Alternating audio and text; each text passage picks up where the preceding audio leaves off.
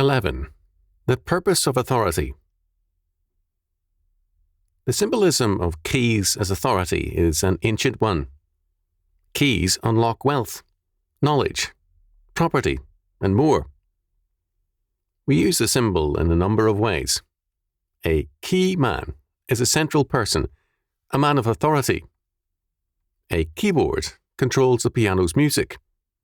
A keystone is the uppermost and last set stone in an arch which locks all the stones together. A keynote is a musical concept which has been transferred to other realms, such as a keynote speaker, and so on. The Phi Beta Kappa key is an example of the symbolism of the key in our time. Our Lord uses this symbolism in speaking of the keys of the kingdom in Matthew chapter 16, verse 19.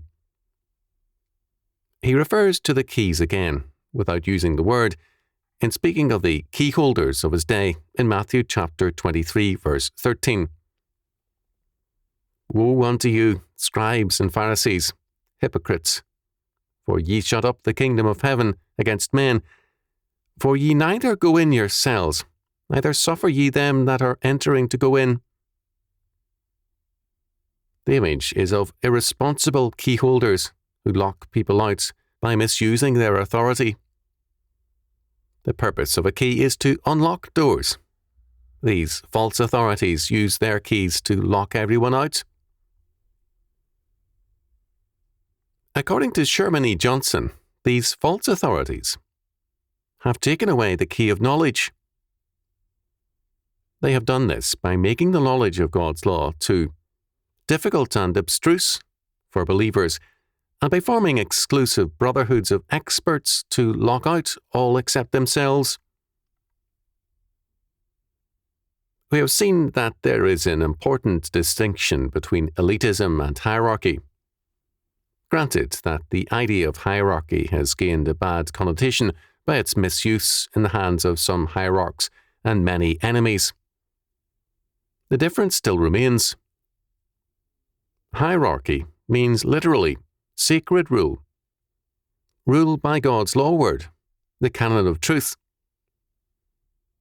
Elitism is ruled by men who believe themselves to be superior. Plato's Republic is a classic document of elitist rule and theory. With this in mind, our Lord's comments becomes clearer. A key unlocks, and the keys of the kingdom unlock the doors to the knowledge of, membership in, and service under God in His kingdom. God's kingdom is God's law and government. The great governor is Jesus Christ. Isaiah chapter 9, verses 6 and 7. We are called to be priest-kings in Christ. 1 Peter chapter 2, verse 5, Revelation chapter 1, verse 6, chapter 20, verse 6, etc. This means that the call of all Christians is to authority, each in his appointed place. The keys of the kingdom given to the church are thus the keys to knowledge of God's law word and calling, so that we may all become a royal priesthood. Our calling is thus, in part, to be under authority and to exercise authority in government. As we have seen previously, there are many forms of government. The basic areas are the self-government of the Christian man, the family, the church, the school, our vocation, our society, and the state or civil government, one form of government among many. To equate government with the state is an error, a sin, and an invitation to totalitarianism. Under these various spheres of government, there are many varieties of government. Tithe agencies can and do establish a variety of governmental agencies dealing with health, education, welfare, and missions. Godly, hierarchical authority in government works to bring others into their rightful and God-ordained authority in government. Elitism, on the other hand, excludes all but the elite from these spheres. Our Lord attacked and condemned all who used their authority to shut the door of knowledge and to trivialize God's law. For example, the Pharisees had made it unlawful to kill a flea on the Sabbath because it meant taking life. Shab 107b. God's law is very simple. Remember the Sabbath day to keep it holy. Exodus chapter 20, verse 8. Was a man more holy getting flea bites all day long on the Sabbath instead of killing the flea or fleas? Again, it was unlawful to eat an egg laid on the Sabbath unless it was laid, not by a laying hen, but one kept for fattening. Bisa 2b. What relationship is there between this requirement and the Sabbath law of holiness? During the Middle Ages, people who had a baby born on the Sabbath were required to do penance, because it was assumed that the child was born on the same day of the week that conception had taken place. Marital sex on the Sabbath constituted unlawful labour. Some Puritans adopted this idea also. One New England pastor, who had punished several couples, was mortified when his wife gave birth to twins on the Sabbath.